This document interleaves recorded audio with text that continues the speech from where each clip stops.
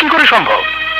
মানলাম আমাদের বাড়ি মিয়া বাড়ি, কিন্তু কোথায় মিয়া বাড়ি আর কোথায় আমরা? ওরা কত বড় লোক আর আমরা কত গরিব।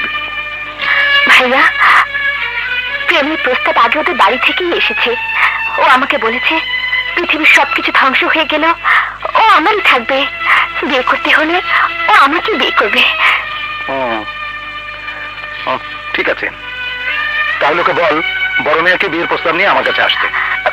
না ভাইয়া, সাজ্জাদের বড় ভাইকে খুব ভয় পায়। এই কাজ তোমাকেই করতে হবে। কি বলছিস তুই? বিয়ের ওয়াদা ও করেছে, অথচ বিয়ের কথা বলতে ভয় পায়।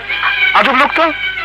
ভাইয়া ভাইয়া, তোমাকে যেতেই হবে ভাইয়া, যত তাড়াতাড়ি সম্ভব যেতে হবে। এমনিতে অনেক দেরি হয়ে গেছে।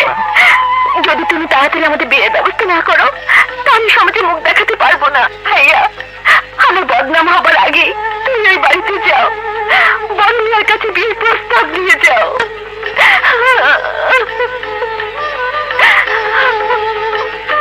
কাঁদিস না।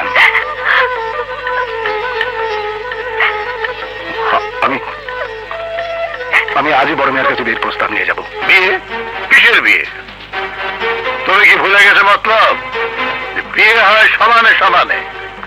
তুমি এই প্রস্তাব নিয়ে আমার সামনে আসার সাহস পেলে কোত্থেকে? এই সাহস দিয়েছে আমাকে ওদের দুজনের প্রেম। ওরা একজন আরেকজনকে ভালোবাসে বড় মিয়া। সাজ্জাদ মিয়া, সাজ্জাদ মিয়া। জি ভাইজান। শোনো এখানে কি বলছে? ও বলছে তুমি নাকি ওর বোনকে ভালোবাসো। এ কথা কি সত্যি? হ্যাঁ ভাইজান, আমি নীলাকে অনেক ভালোবাসি, ওকে বিয়ে করতে চাই। যে মেয়ে বাড়ির চাকরানি হওয়ার উপযুক্ত নয়, তুমি কিনা তাকে খানদানের বউ বানাতে চাও? যারা আমার বাড়ির চৌকাঠে দাঁড়িয়ে ভিক্ষা নেওয়ার যোগ্যতা রাখে না, তুমি তাদেরকে আত্মীয় বানিয়ে মহলের ভিতরে ঢোকাতে চাও? অসম্ভব। আমি বেঁচে থাকতে তা হতে দেব না। ওই মেয়েকে বিয়ে করার স্বপ্ন মন থেকে দূর করে দাও। যাও, ঘরে যাও। জি।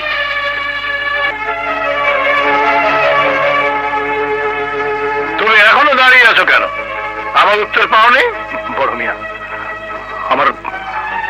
আমার বোনের গর্ভে আপনার ছোট ভাইয়ের সন্তান।